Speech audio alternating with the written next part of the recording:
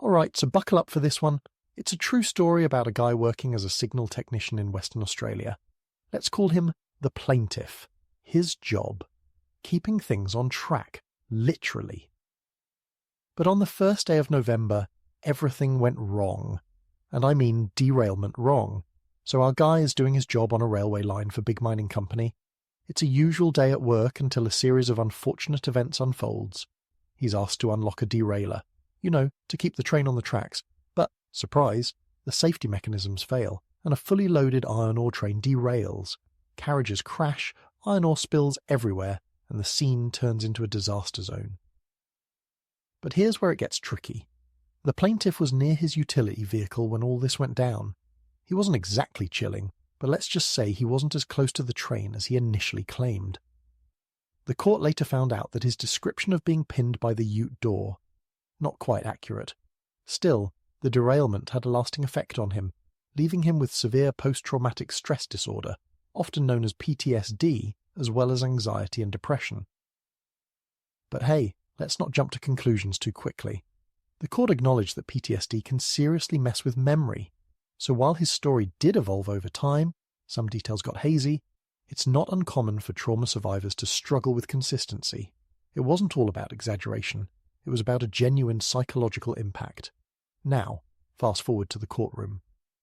The Plaintiff claims that the derailment left him dealing with more than just mental scars. He mentioned facial tenderness, chest tightness, a hernia, and even a detached retina.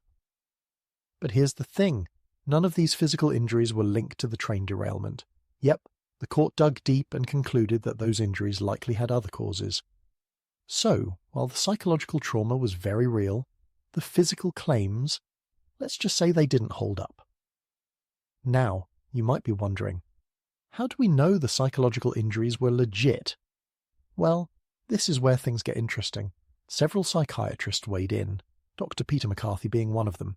He diagnosed the Plaintiff with PTSD, major depressive disorder, and panic disorder.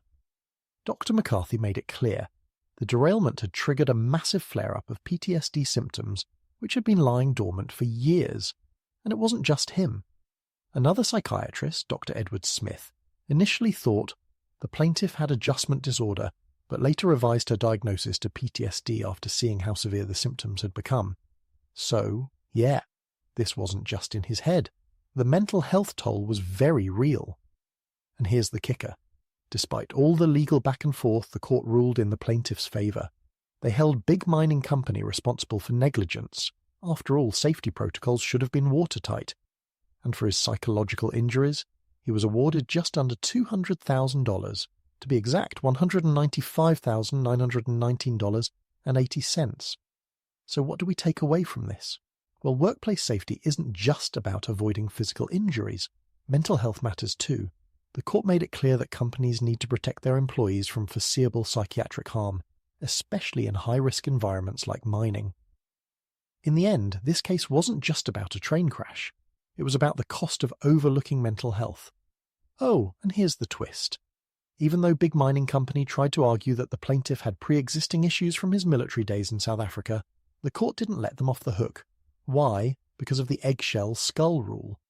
In short, it doesn't matter if someone's more vulnerable due to past trauma.